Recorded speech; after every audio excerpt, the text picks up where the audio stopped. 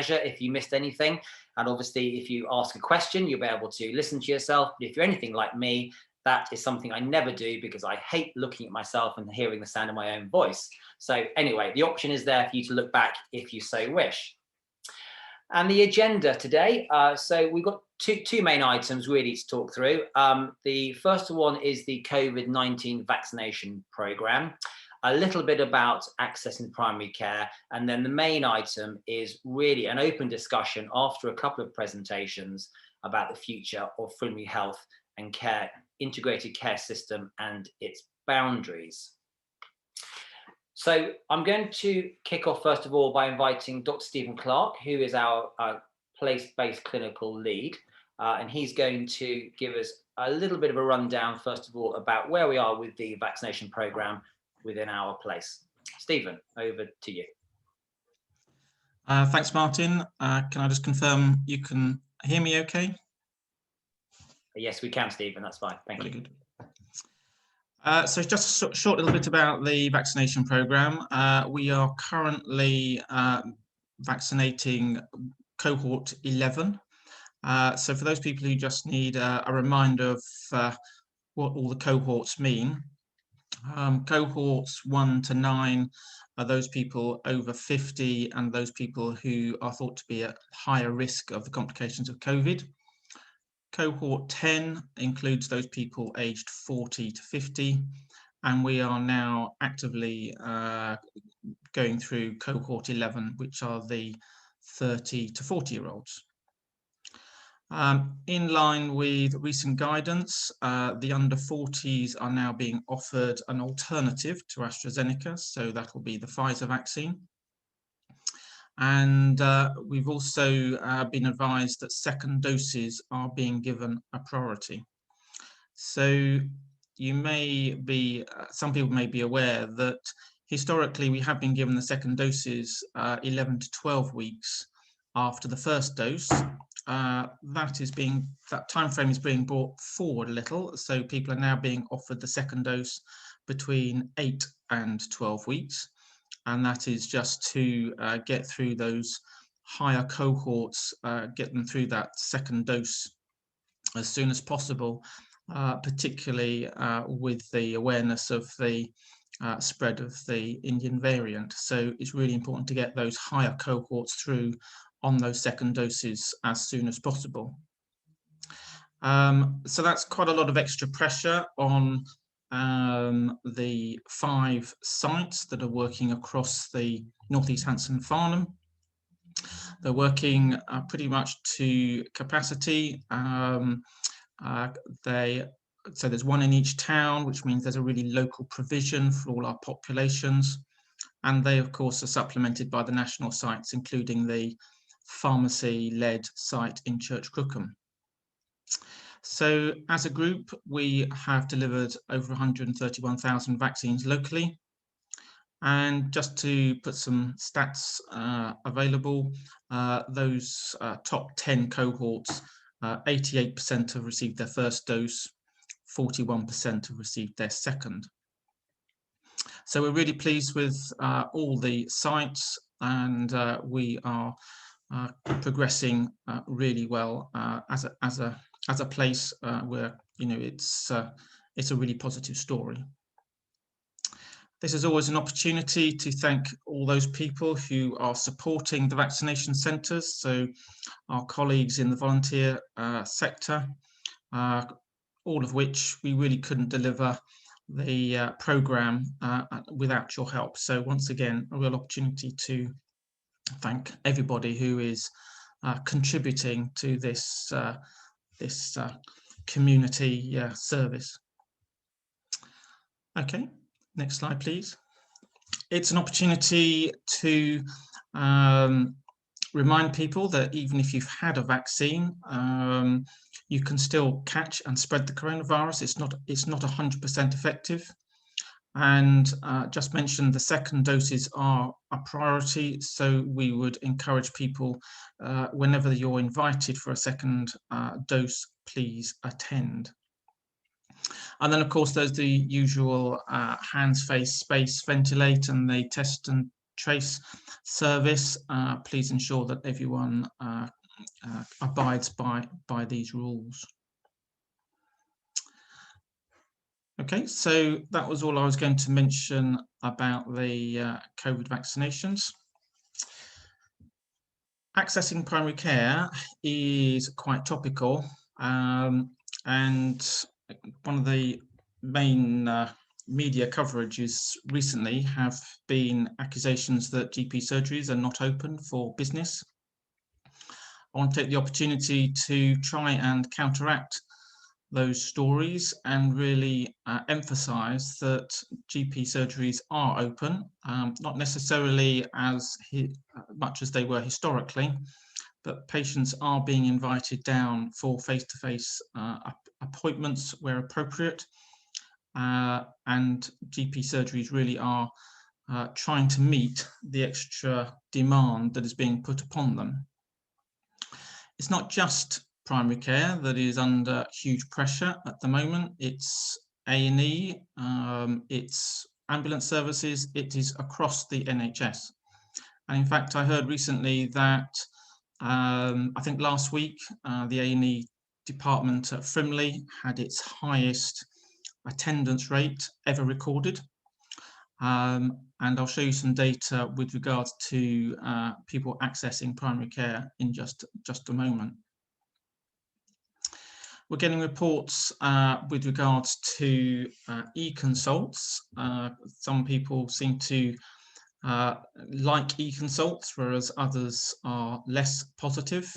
But e-consults are an online digital tool where people are asked to fill in a number of questions, and it really does make a difference for the clinicians that are triaging and looking at these e-consults. So the more information you can give in your e-consult, it really does help us to manage the queries that are coming through. But the numbers of e-consults that we are getting is currently overwhelming. I'll show you some figures just shortly, but the extra demand is putting real pressure on the clinicians, and to such an extent that we're having conversations within the CCG as to how we can best manage the flow of e-consultations into the practice. I don't think patients are aware when they put in an e-consult, they're not aware of any waiting queues or the numbers that are being submitted. But on a daily basis, practices are getting vast numbers of queries on their screens that they are expected to respond to, and at the moment by the end of the following working day. In fact, there is a conversation about potentially turning off e-consults over the bank holiday, so that when we come back into surgeries on the Tuesday, that we don't face quite such a large deluge of problems that occurred on the last bank holiday. So we are looking at how to deal with this particular new type of contact to the surgery. As I say, face-to-face appointments continue to be offered, and it's really important that people have confidence that if they need to see the doctor or another clinician face-to-face, then they are available. And of course, just to remind people that if people need help and advice outside of normal working hours, then to call 111, and of course, in an emergency, call 999. Thank you. This is a graph which shows the activity for all our practices in North East Hants and Farnham over the last little while, last year, and it basically shows that last year activity did drop off as a result of COVID, but this year it's been sustained probably since last September, October time. And these figures are higher than pre-COVID figures. There are three colours on the graph in front of you. The blue represent telephone consultations, the orange are the face-to-face consultations, and the grey is the e-consults. And roughly speaking, 50% of contacts are made by telephone, 25% by face-to-face, and about 25% are done through the e-consultation and other responses such as texts and things as a result of some of those e-consultations that we're getting through. So this graph does show that the activity is high and face-to-face consultations are happening. Thank you very much. So any questions Thank you, Stephen. from the audience? Thank you. Yeah, thank you very much, Stephen. Yeah, so sort of a mixed bag there, really, of feedback from Stephen. Obviously, the good news story continues with the COVID vaccinations, which we're obviously very proud of locally. And then the emerging, perhaps slightly more challenging situation with access to primary care.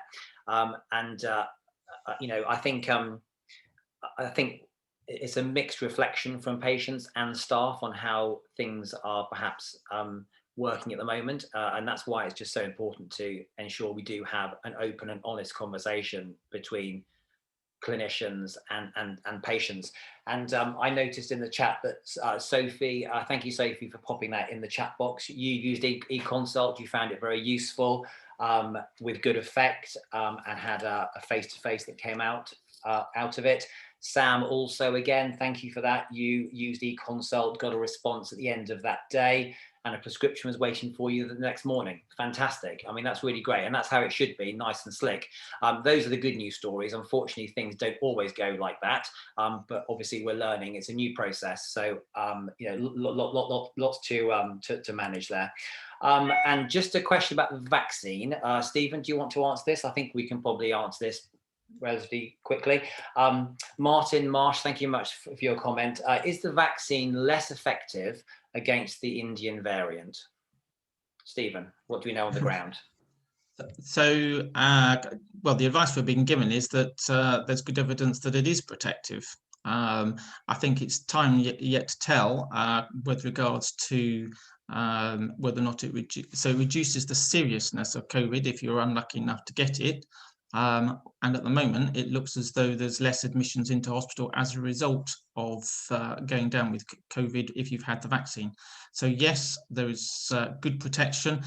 Is it as effective? I think further data is yet to come through as to whether or not it's as effective against the other variants, but certainly it provides very good protection, and the illness that you get is less severe. And at the end of the day, that's probably the most important thing. We need people to stay out of the hospitals, not get seriously ill as a result of infections. So yes, reduced cases, but also reduced severity of the illness if you're still unlucky to get it. And just keeping on the vaccine side, obviously in heart at the moment, numbers are, you know, I think we need to keep them in perspective, are increasing, but not dramatically. But are there any sort of current lessons that we can learn from the slight uptick in cases at the moment, Stephen, in heart particularly? I'm not aware of any specific actions other than increasing the throughput of the vaccinations to try and protect people, but it's just, again, emphasising the story that we need to stay vigilant. And if people are aware that cases are slightly higher in heart, then people need to, you know, make sure they stick to the rules and reduce the spread as much as possible. Yeah. But I think the figures aren't high enough to take any other local lockdown measures or anything else. But so it's just continued vigilance and increase in the vaccination program. Okay, and then one final thing before we move on is any mention about the booster vaccine that we think is going to be heading our way in autumn? No, is the answer. We are uncertain. I think they're looking at whether or not there will be a booster, but exactly how that's going to be, it's the logistics, but also it's whether or not we do one, but also it's just the logistics of how that's going to be rolled out amongst the flu vaccination on the background of a tired workforce, and you know, what's going to happen to the actual sites, the long-term sort of availability of those. So lots of questions to be answered, but no specific details to report today. Okay, that's great. And I'm not going to go individually into the comments about e-consult and phone calls, but they're really useful. And I think what we'll do is we'll try and extract the comments that you've made and reflect on them outside of the meeting, and obviously take them to any meetings we have with clinicians and practices, because I think that's all really great feedback. So thank you for putting those in the chat box. So we're just going to move on now to hand over to Daryl Gasson, who is our Managing Director here at Place. Now, Daryl's going to give us a little bit of a background about the potential changes to the Frimley integrated care system boundaries. And he'll go into further detail about how this has emerged and what this might mean to us if it does come into fruition. So have a think about things as he's talking to you, because we will be asking for your opinion and input a little bit later on about what you feel after listening to what Daryl has to say. So Daryl, do you want to take us from here? Thanks. Thank you, Martin. Hopefully everybody can hear me, and good afternoon to everyone. So yes, thanks for the introduction, Martin. So I've just got 3 slides to give you a bit of background to what's happening around the Frimley ICS, which is the integrated care system. Earlier this year, the government announced plans for plans to change or make some changes to the health and care services in this country. And that was a white paper they published back in January. And then that has subsequently appeared. And last week, it was mentioned in the Queen's speech that we're going to have some new NHS legislation in the next parliamentary period. And Theresa May even got up and commented and mentioned the Frimley ICS as part of that discussion after the Queen's speech. So it's all happening, and it's all up there at the national level. Now, what the government's white paper said was that the integrated care system should share boundaries with the upper tier local authorities, i.e. county councils. So in our case, the Frimley ICS covers Surrey, Hampshire and Berkshire. So we don't quite meet that requirement to be what they call coterminous with the county councils. So we're one of the small number of systems across the country. I think there's less than 10 where we go across county council boundaries.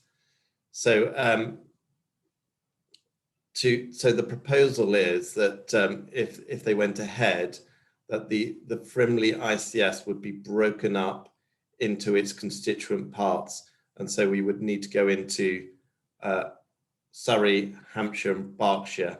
So the Frimley ICS would be broken up, but more than that, the North East Hampshire and Farnham itself, because we span 2 counties, would be split between Surrey and Hampshire.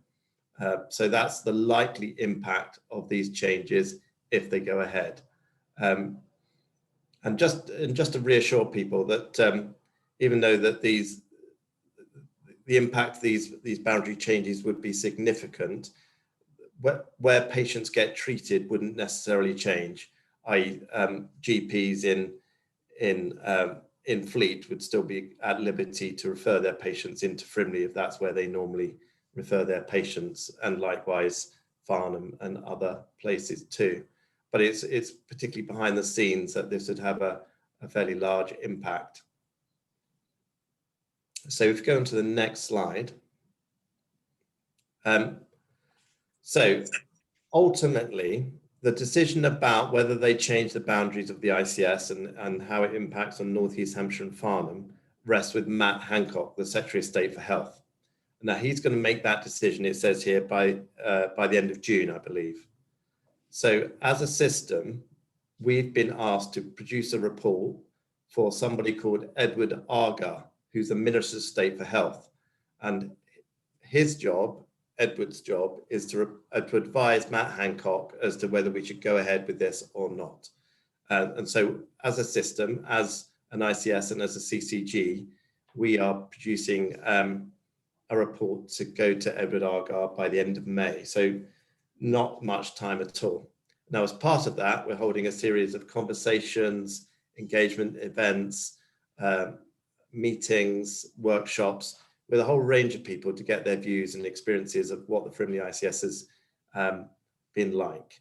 A survey has also been produced and sent out, and it's been produced by an organisation called Carnal Farah, and there's a link to it there so that people at the end of this call, if they want to, can go to that survey, fill it in and send it back. We've already had 100 responses to that survey, but the more we get, the better.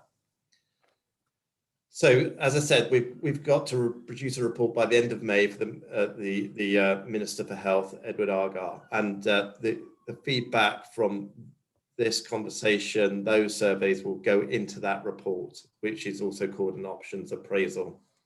And then Matt Hancock will make that decision by the end of June. And depending on that decision, the shadow arrangements for the new arrangements or the existing arrangements, depending on what he decides, will be in place by October. So it's really that's only 4 or 5 months away by the time we'll be working in a shadow form. And then everything will be up and running properly from next April, so less than a year away. So that's the timescales and that's the process. Next slide. Now, the report that is being produced is basically split into 2 sections. The first section is around us being able to describe what have been the benefits of working in the Frimley ICS and what have been the benefits of being part of North East Hants and Farnham. And some examples are given there. We're highly regarded as a system and as an organisation. There's a phrase called exemplar, so that basically means that we are one of the best examples of an ICS in the whole country. So we want to accentuate that as a reason why that we shouldn't be changed. Obviously, we've been working together as a North East Hants and Farnham and recently as Frimley ICS for a number of years, and there are many really good relationships within health and across health and other partners that take time to develop and have resulted in very good services for our patients. And also another good reason to stay together is that we've already come together and agreed what our priorities are and for the next 5 years. And so we have a plan to further improve services.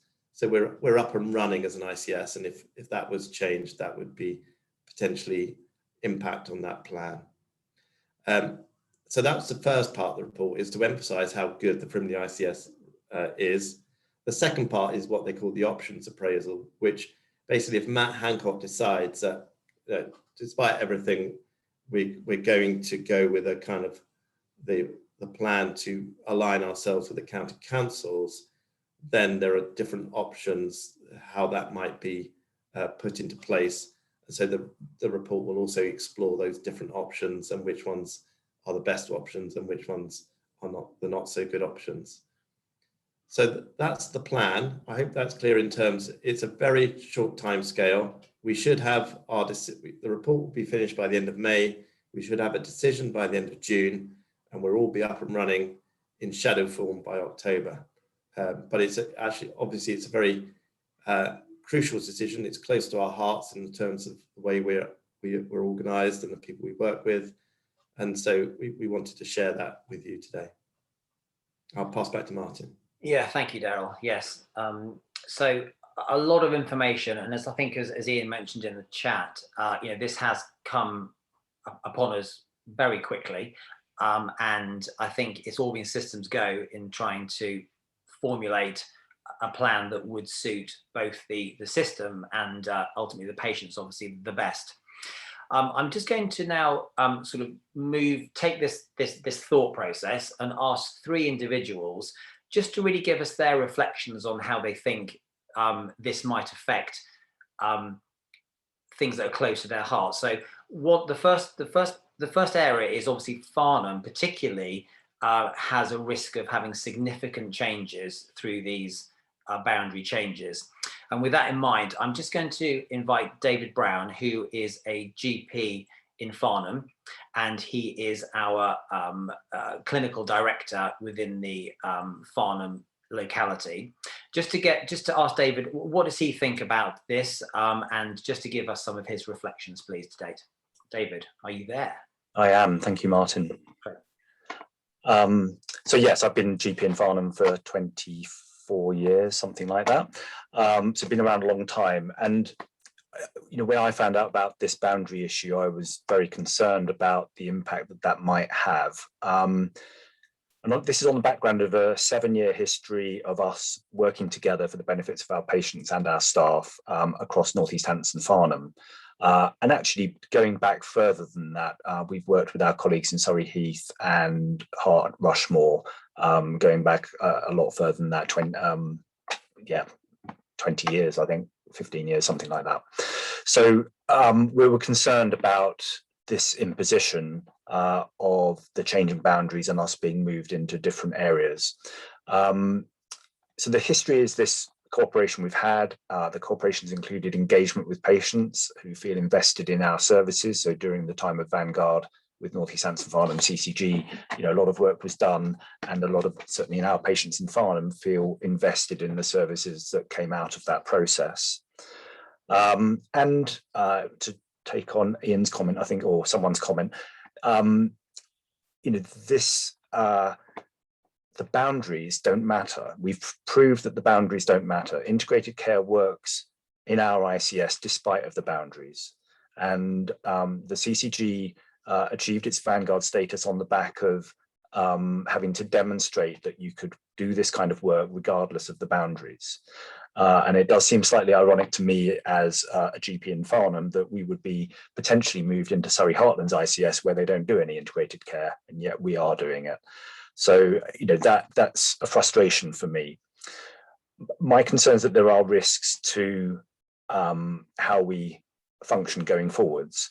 And some of these are tangible risks and some of them are not. The intangible ones are we lose a functioning, collaborative, trusting working relationship between clinicians and managers, commissioners, whatever you want to call them. The way we work is amazing. And when you look at how other systems work, it's very much top down, or people's views aren't taken into account. We are about solving problems between commissioners and clinicians to produce the best outcomes. So we have an amazing way of working, which is being put at risk by this issue. I think there's a risk to innovation. How we have responded to COVID, for example, the rapidity at which we sorted out a hot site and got the COVID vaccine program going is a reflection on how we work. We just get on with it. And part of getting on with it is being allowed to get on with it by your commissioners. So again, if we lose those relationships, we lose our ability to innovate. There are risks to local services, and this is a risk to all of the North East Hants and Farnham primary care networks and GPs. And this is partly because the funding for primary care in our area is different to other areas. There's more money being put into primary care over and above the allowance provided by the government because of how we work, because of the new things we set up under the Vanguard programme. And so one of my main concerns is that if we are moved to another ICS where they don't appreciate and understand that history and are only looking at the bottom line, that potentially is at risk. And that would be terrible for Farnham, and I think it would be terrible for the rest of North East Hants as well. And then there would be challenges that come with a change to a different ICS, one of which is the unpicking of services. I mean, at the moment, many services that patients use across our ICS are pan-ICS services. So 111, musculoskeletal services, community services. These would have to be unpicked and moved around. And that would unsettle the teams that are involved with those as well, as part of them being an enormous task. And then one of my other concerns with my clinical director's hat on and thinking about the future of the way the NHS is meant to be working going forwards relates to population health management. And one of the advantages we have within Frimley ICS is an amazing IT tool to help us with population health management, to help us plan for the future, to identify patients who need more intervention compared to others. And this is, again, not something that they have in Surrey Heartlands. It is a very Frimley thing, and it again reflects the innovation and the sort of the wish to do the best and be the best that Frimley ICS has. And Frimley ICS, as Darryl says, is one of the best in the country. And breaking it up just because Surrey County Council would like to have the same boundary as the health organisations in Surrey, just for me is not a good enough reason. So I think that's mostly what I would want to say about this. That's great. Thank you, David. Okay, hopefully you can just stay with us just for a little bit, because in case we have further comments and questions. So can I just now move over to Kathy Atkinson. Kathy is our Place Lay member, and I'd just like to ask Kathy for her reflections on the current situation. Yeah, thanks, Martin. I was just going to, obviously, hearing from David gives you a really, I think, good feel for the practical implications for a change in the boundaries, particularly for one area, Farnham, obviously, and the impact for Farnham, I think, is probably the sort of easiest to get your head around. Some of this stuff is quite sort of, it's a bit sort of strategic and behind the scenes in it, but actually that was really helpful, David. I suppose I just wanted to reflect on the other bits, both of North East Hampshire and Farnham, and then also of the other sort of bits within the Frimley ICS that might be affected as well. So potentially, if the boundaries are redrawn, obviously Farnham residents' services would be organised from within a Surrey footprint. That clearly means that North East Hampshire has got to go somewhere else, and the logical place for those services to be reconfigured would be with the Hampshire and Isle of Wight integrated care system. So that's obviously quite a large, actually a pretty well established integrated care system. Those of you who may have come into the office at the CCG before may have met Maggie McIsaac, who was our previous chief executive. She runs the Hampshire and Isle of Wight integrated care system. So in terms of that sort of part of our geography, actually for quite a long time, we've worked really closely in Hampshire, and folks running services in Hampshire but kind of understand the sort of oddities of being on the boundary and on the borders that the Frimley ICS is. So it's a slightly different set of relationships, a different history, I think, that that we would see potentially moving part of our sort of service reconfiguration into the Hampshire model. And then the other bit, obviously outside North East Hampshire and Farnham, but still really important to Frimley ICS, we've got Surrey Heath. Obviously the clue's in the name, Surrey Heath is part of Surrey, so they would be looking to move into the Surrey system. And then the other parts are the bits of the unitary authorities, the Berkshire unitary authorities. And the integrated care system that currently covers the rest of Berkshire is, again, quite a big geography. It's Berkshire, Buckinghamshire and Oxfordshire, Bob. And so one question is, well, what would happen to the bits of the Frimley CCG patch that that sit within the Berkshire unitary authorities? Would they be absorbed into the Bob integrated care system, or is there another arrangement for the unitaries, which are obviously slightly different in terms of their local authority functions? So there are questions about how it has an impact on the rest of North East Hampshire and Farnham, and then, as I said, more broadly beyond that into the Frimley footprint. So I just wanted to sort of give that as a sort of bit of a context, a kind of bigger picture as well. Hope that's helpful. Thank you, Kathy. Yeah, really helpful. I think, even knowing the potential threat to the boundaries, even when, just like you just spelt it out there, that clearly Farnham might have to move over to Surrey and North East Hampshire will go to Hampshire and the Isle of Wight. It just seems quite, it's hard not to get emotional when we know how much we've achieved together, that this could even be a possible option. It just seems quite astonishing. So I still can't sometimes comprehend it when people spell it out like you have done very clearly there. Thank you, Kathy. So I'd just like to invite Valerie Fabry. Valerie has been a very important part of our patient participation group and community engagement team. And Valerie is going to just give us her reflections on how she feels this may affect patients, which ultimately are the most important stakeholder here. Valerie. Thank you, Martin. It's Fabry, actually. Valerie Fabry. And I've known you for years. Lovely example. Anyway, thank you. I'm actually appalled. I've heard about this. I've learned a bit more today. I just feel worse. I've been involved 6 or 7 years, I think, with the Vanguard work. And as a patient, I've just watched engagement and communication with the public grow and grow. I'm not saying it wasn't good before. It's just got so much better in terms of how I see it. I see co-design in some delivery of services, which isn't an easy thing to do on anyone's part. And it's just brilliant locally in Farnham and around us. And all of you are part of that, and the public is too. And I think if we can understand what you're all saying, this is a bit like a horror story. You know, people have worked really hard to build something which is working and working for patients. If you look at National Voices, which are a charity that gather information from patients across the country, the one thing people have been saying for many years, can we have an integrated service? Can we have a service that makes sense to us? Can we have people working together? Can we have joint budgets so we can get the best of what there is available, if it can be available? And we've seen that developing. In Farnham, you see things like, well, my own husband's just been referred to the musculoskeletal service. It's great. We'll learn about it, but it's local. He's got to go a few miles up the road. So that's great.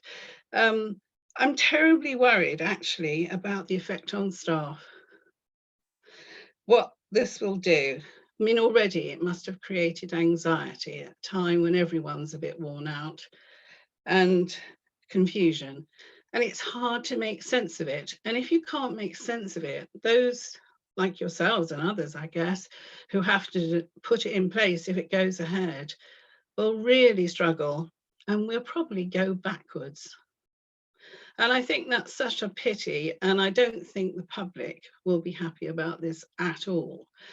To me, it's a bit of interference, and it's really harming the principles that we were taught in Vanguard, coming down from government, from NHS England, were the best things to support, like working together, not having lots of different organisations just delivering their own bit, trying to be local if you were delivering a service, trying and proving why you weren't talking to your local population about what was needed. And certainly here in Farnham and elsewhere in this, what we call a place, I think now, I've seen that happen.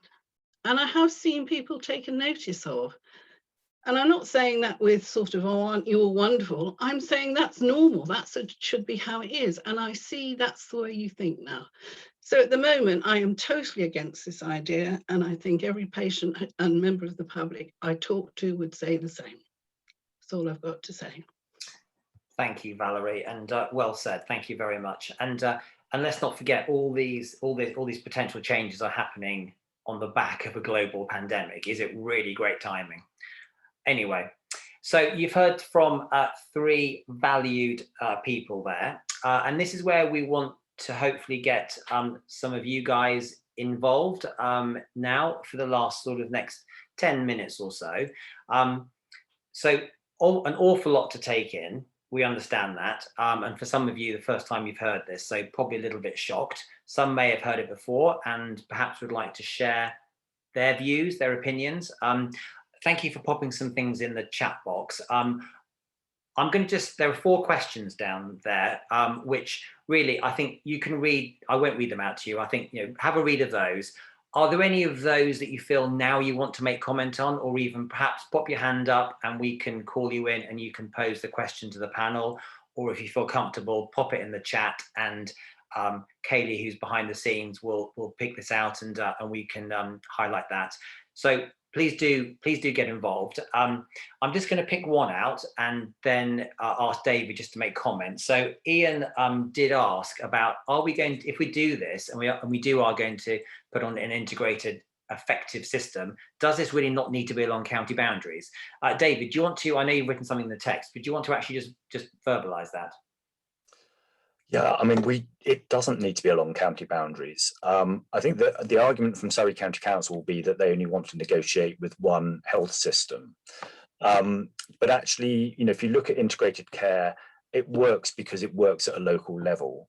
And how we do integrated care in Farnham, working with Waverley Borough Council's adult social care team, who are actually embedded with us within Farnham Hospital. So we are actually in the same part of the building, and it's all about being able to communicate with each other easily, not filling in forms to request information or services. We've tried to create a seamless system that allows health and social care to work together for the patient's benefit, without the patient having to repeat their story every time, and us being able to produce a coordinated response to the patient's needs. And it works really well.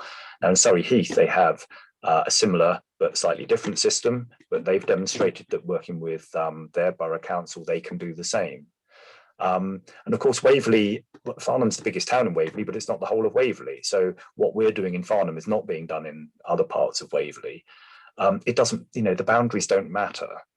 They really don't matter when it comes down to doing work on the ground, doing what's best for our residents and our patients. So I think it's a false narrative, really. That there is likely to be some other agenda, but it's not about patient care. Okay, thank you, David.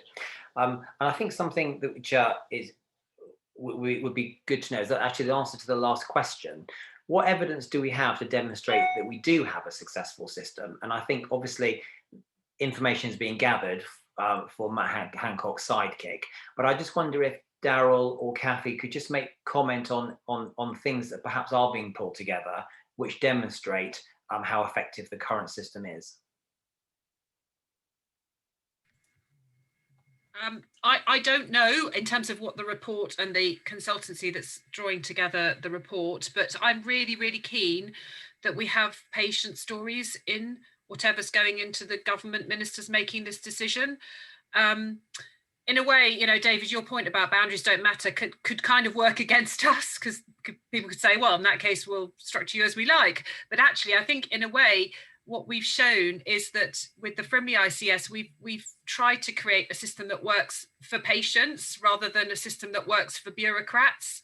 And that's, I think, the argument. So I'd be really keen to get some patient stories and patient evidence about why we think that Frimley ICS is worth protecting and worth taking forward, which we all firmly believe it is. I mean, let's be clear about that. So I think we haven't got very long. This whole process has been thrust upon us really recently, and the turnaround time is really quickly to get the report in. But if people have got any sort of stories that they feel that illustrate why Frimley ICS is a good thing from a patient experience point of view, I think we'd be really keen to hear that.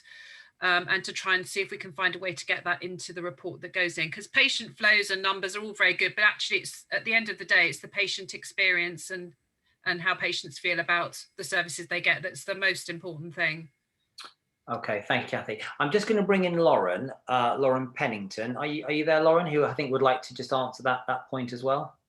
Hi Martin, and hello everyone, nice to see you. My name's Lauren, I work at North East Hampshire and Farnham, and I've been with the CCG since before we became a CCG, so I've got history of the former way of working and a lot of understanding of the new way of working.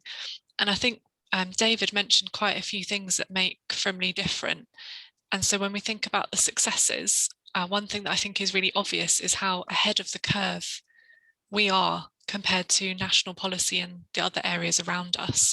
So some of the services that have already been mentioned, Valerie mentioned the MSK, David talked about the integrated care teams.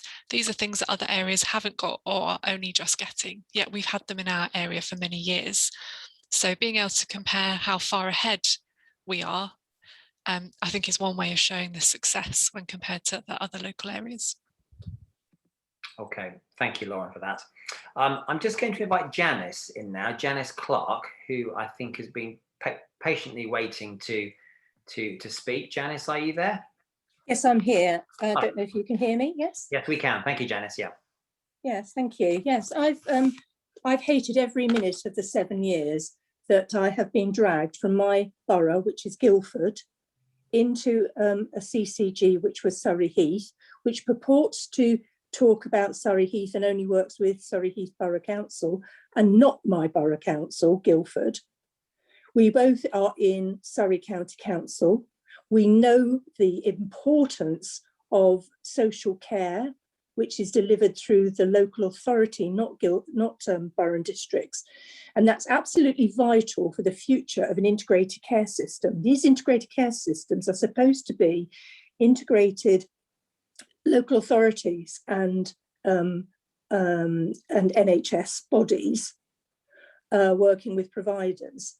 The providers have dragged us this way into what is now Frimley Health, right 7 years ago. And I just need to explain that the work we do in Surrey around carers is a national exemplar. Nothing like that has existed in the Frimley Health system, absolutely nothing. And so for me, I want to, the work I do through the Surrey Carer Strategy is done with Surrey Heartlands, not Frimley Health, because it's got nothing to offer. And I care across a boundary, so I care for people in Hampshire as well. And so not only are people in my community and in Hampshire left out, we're left out of the HANT system as well as it stands. So because the HANT system is set up to work with Hampshire County Council and the majority ICS in the rest of the system. And that leaves the North East HANTS people out in the cold, as Ian Penfold, who's also been on the chat, has described.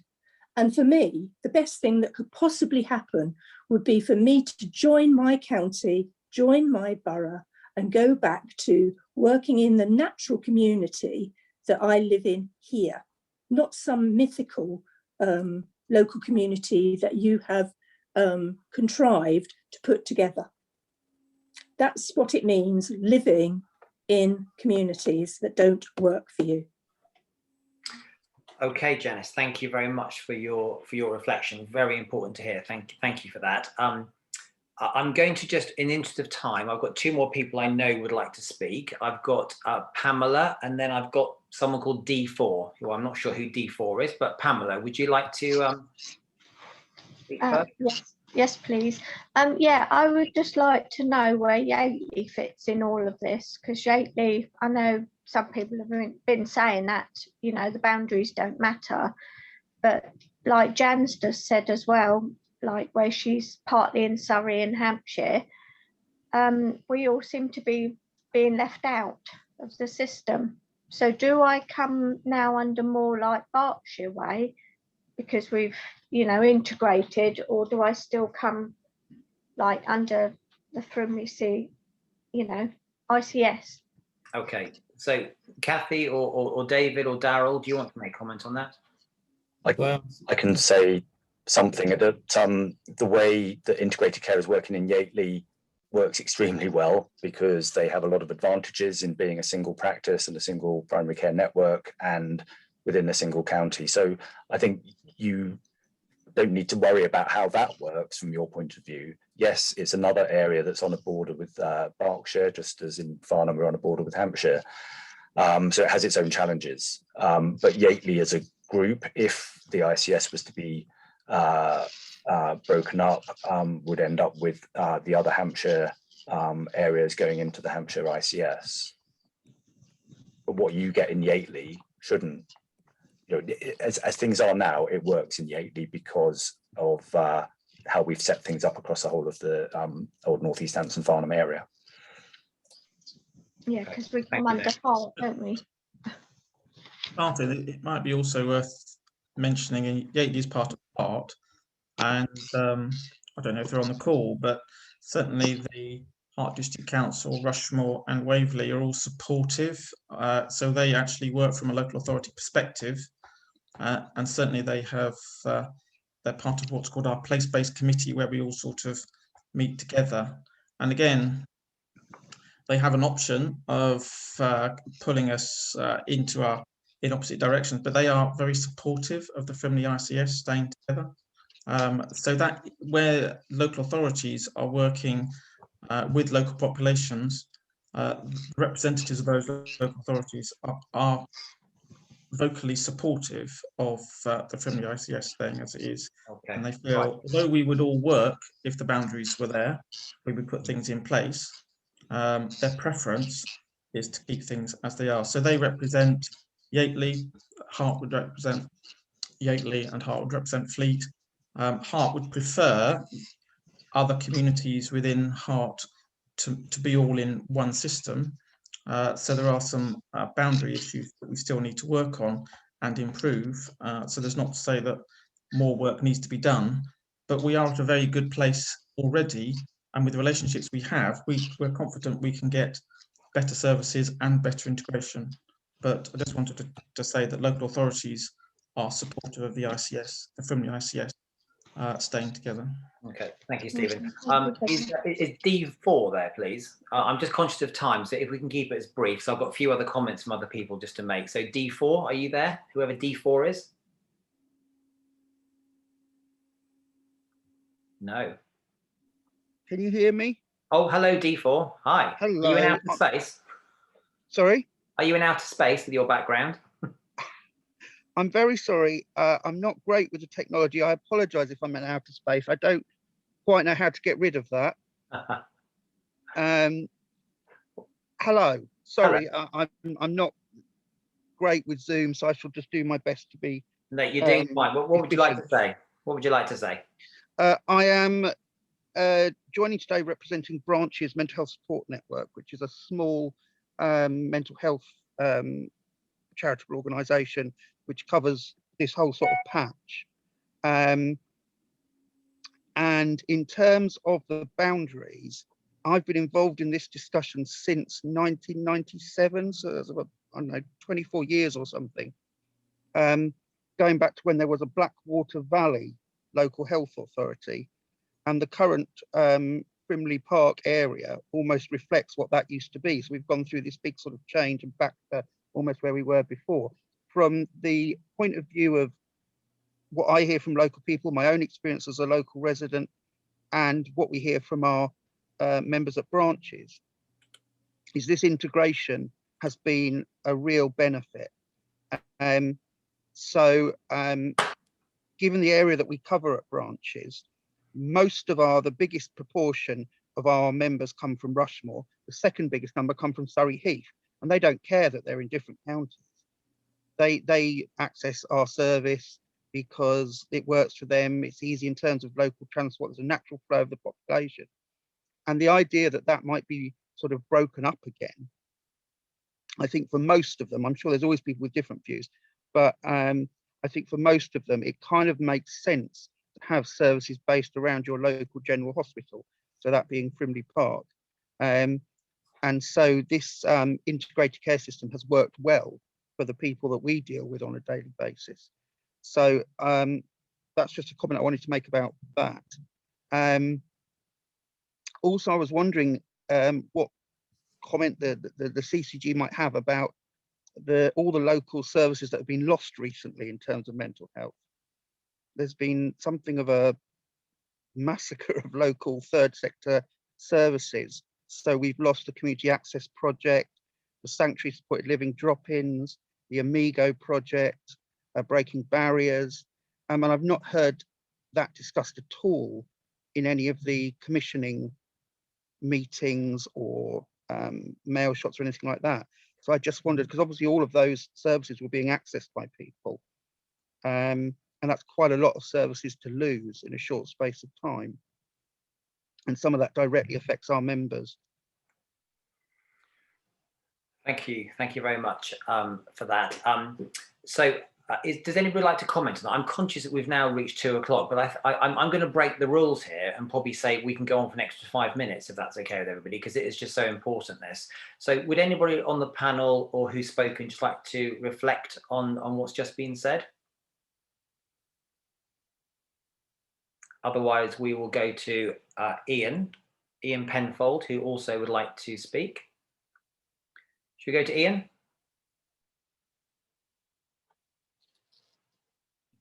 Thank you. Yes, I'll try and be brief. Thank you, Ian. Just to say that, like Janice, I was actually quite happy with the system as it was before the Vanguard program and all the rest of it. Though there has been some very helpful developments, of course, and I wouldn't kind of argue with that. The sad thing is, though, the more we go on changing things, the more kind of alien it gets to the patients that you're trying to support. And I feel very strongly that the patient voice needs to be heard much, much louder than it is at the moment. We've kind of been swept up in this bow wave of CCGs, PCNs, ICSs, God knows what else, trying our best to keep up.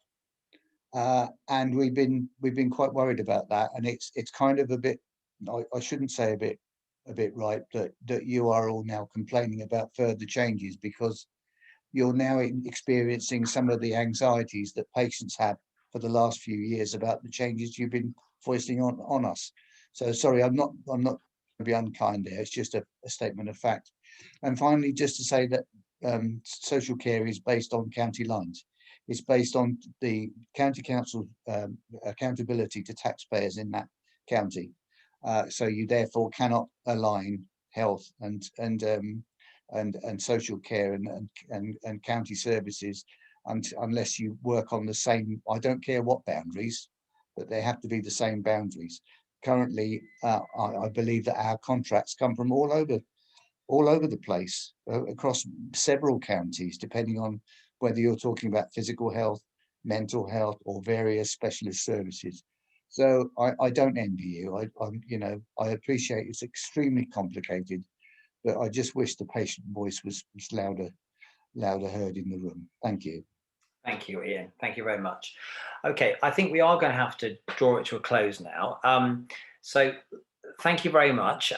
There's the email if you'd like to make any further comments. And as I said before, we are going to pull out any important things from the chat box and reflect on those internally. And I must say thank you very much to everyone who's taken part, to David, Valerie, and the rest of the presenters, and certainly those behind the teams, behind the slides. So thank you to Kaylee, Ollie, Caroline, and Steve for all your input with regards to communication and engagement. Thank you very much. So you're going to see, as you leave now, you're going to see a little question come up, and it's a poll and a question which you can answer for us, and only takes a few minutes. So please do that before you leave. So that just leaves me to say thank you very much. I know it was an awful lot of information to think about, but hopefully that's given you a taster of some things to think about. And there's the question. So thank you very much for coming, and see you next time. Thank you very much. Bye-bye.